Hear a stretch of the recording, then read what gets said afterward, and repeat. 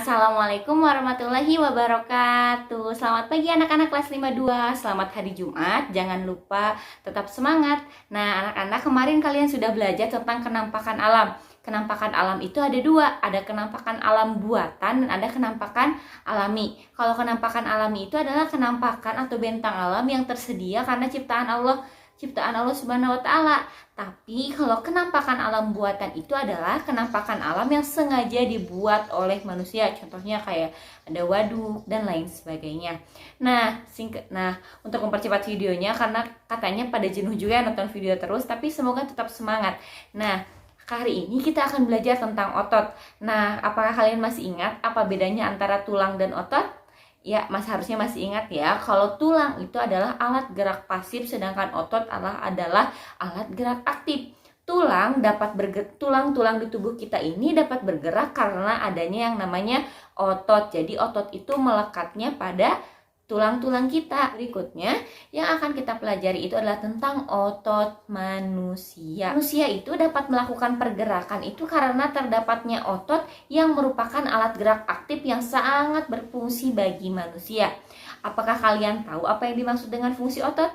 Otot itu adalah alat gerak aktif yang dapat menggerakkan organ lain sehingga terjadi suatu gerakan dan dapat mengalirkan darah. Jadi dapat bergeraknya tubuh kita itu karena adanya otot. Otot itu ada 3 jenis. Otot polos itu terdapat dalam organ-organ dalam tubuh kita. Misalnya pada saluran pernapasan, sistem pernapasan, pada sistem pencernaan, pembuluh darah, bahkan di dalam saluran kencing.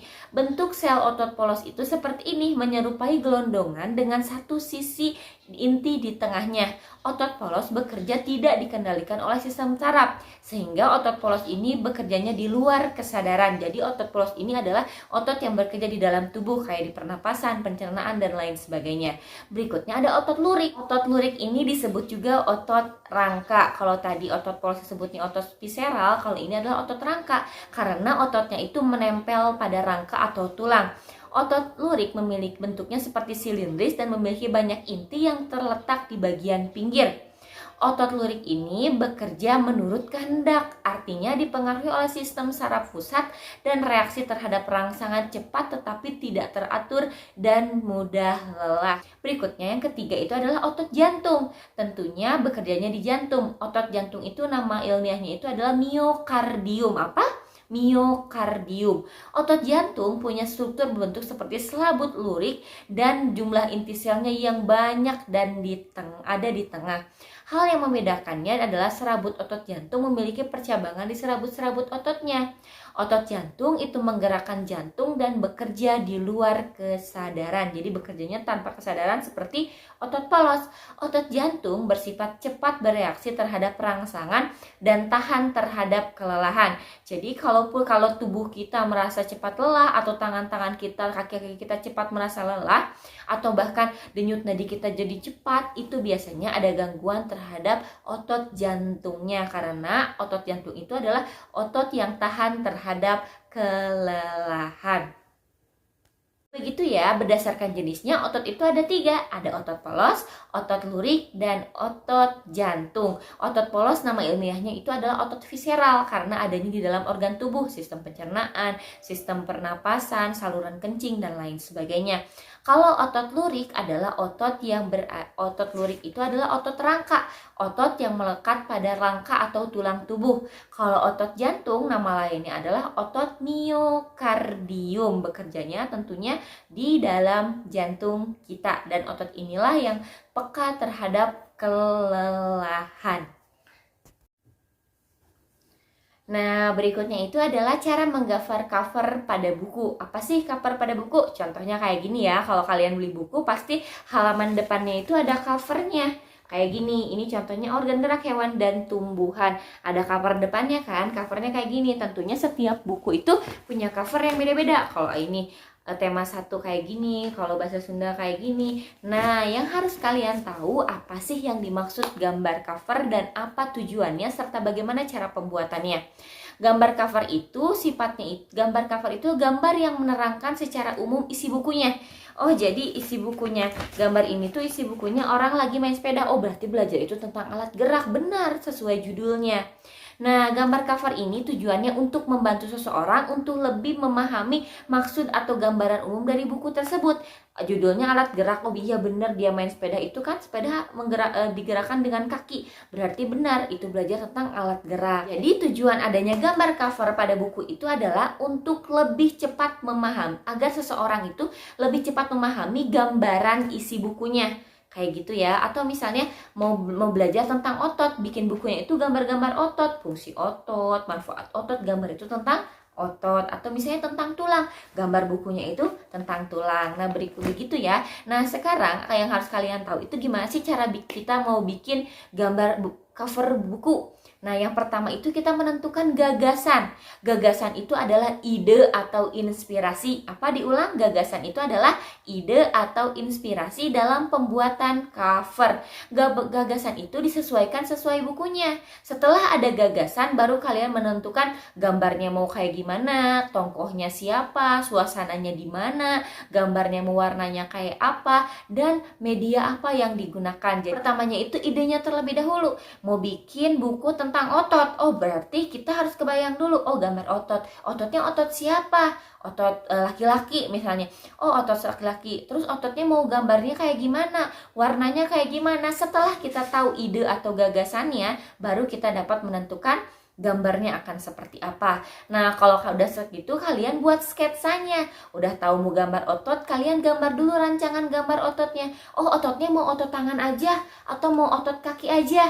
Nah, kalian bikin sketsanya, bikin gambarnya dulu tuh pakai pensil. Oh, gambarnya mau kayak gini, kayak gimana? Atau mau ototnya otot kaki, mau otot tangan, atau otot yang kayak gimana? Nah, kalau udah bikin coretan-coretan pakai pensil itu, baru disatuin gambarnya. Mau ada gambar otot, mau ada gambar orang, mau ada gambar tulang, dan lain sebagainya. Nah, supaya lebih sempurna gambarnya. Nah, kalau udah kayak gitu, kalian kasih warna supaya lebih menarik. Oh, orang kalau lihat buku warna merah kayaknya lebih tertarik, atau mau lihat warnanya kuning. Nah, dicari warna yang. Nah, tahap ketiga itu adalah tahap pewarnaan. Tadi udah nentuin ide atau gagasannya, terus kalian menentukan bikin sketsa gambarnya. Nah, berikutnya diwarnain. Diwarnainnya sesuai dengan kehendak kalian. Oh, yang lucu itu misalnya warna merah, yang bagus tuh warna kuning, atau yang bagus mah kayak gini. Dikasih warna. Media berupa alat atau bahan pewarnanya. Peralatan yang dapat digunakannya juga beragam ya alat warnanya. Bisa pakai pensil, atau bisa pakai drawing pen ngewarnainnya, bisa pakai spidol atau pakai kuas, pakai pensil dan lain sebagainya, atau bisa gunakan alat warna yang lain. Yang penting harus diberi warna supaya lebih menarik, cepat. Apa sih, orang yang kalau lihat buku covernya aja menarik, oh pasti kayaknya bukunya rame tuh, seneng bacanya. Jadi buatlah cover itu dengan semenarik mungkin. Jadi ada 3 langkah: menentukan gagasan atau idenya, lalu menggambar sketsa, dan yang ketiga adalah pewarnaan.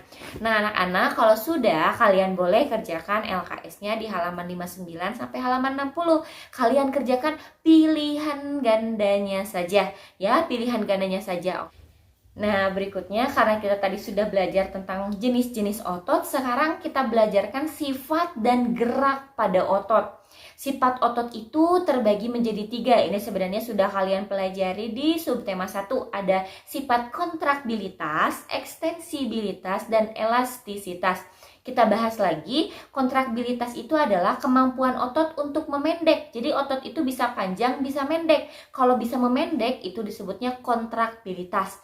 Kalau ekstensibilitas itu adalah sifat yang kedua, yaitu kemampuan otot untuk memanjang melebihi ukuran semula. Jadi otot itu yang bisa lebih panjang dari ukuran asalnya, yang disebut dengan sifat ekstensibilitas. Dan yang ketiga adalah sifat elastisitas, di mana kemampuan otot ini dapat kembali memanjang atau memendek ke bentuk semula setelah mengalami gerak. Itu sifatnya ada 3.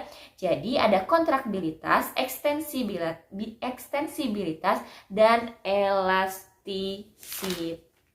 Nah, ada juga yang disebut dengan relaksi otot. Relaksi otot itu adalah peregangan otot setelah mengalami kontraksi yang ditandai dengan dengan memanjangnya otot itu disebutnya relaksasi otot. Ada dua macam pasang otot. Otot itu bekerja secara berpasangan. Ada otot antagonis, ada otot sinergis. Jadi antagonis tidak hanya pada bacaan saja ya, ada tokoh antagonis. Ternyata otot juga ada otot antagonis.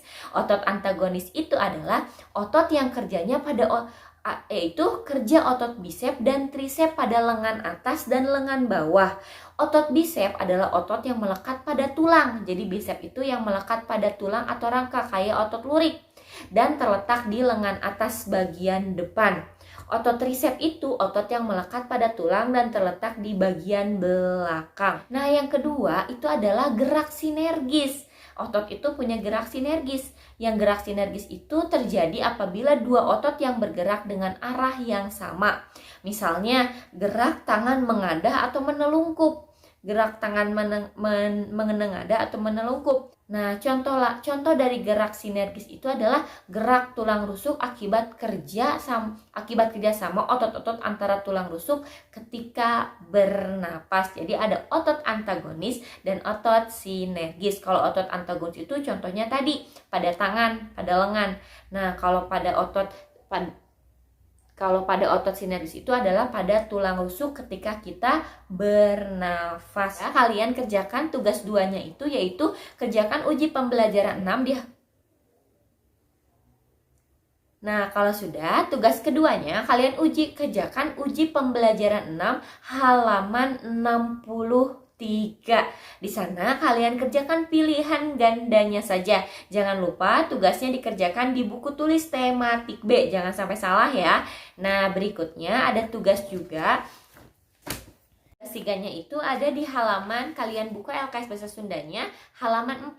Nah, di situ ada teks yang judulnya Main Backland. Sepertinya anak-anak kelas 52, waktu di kelas 3 tuh Ibu inget banget kalian suka ada yang pada main backland.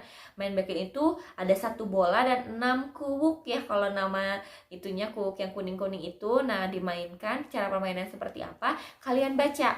Nah, kalau kalian kesulitan untuk mentranslate ke bahasa Indonesia, kalian bisa juga nggak usah ngerepotin mama papahnya. Kalian bisa buka di Google, kalian search Google Translate, nanti kalian pilih dari bahasa Indonesia, bahasa Sunda ke bahasa Indonesia.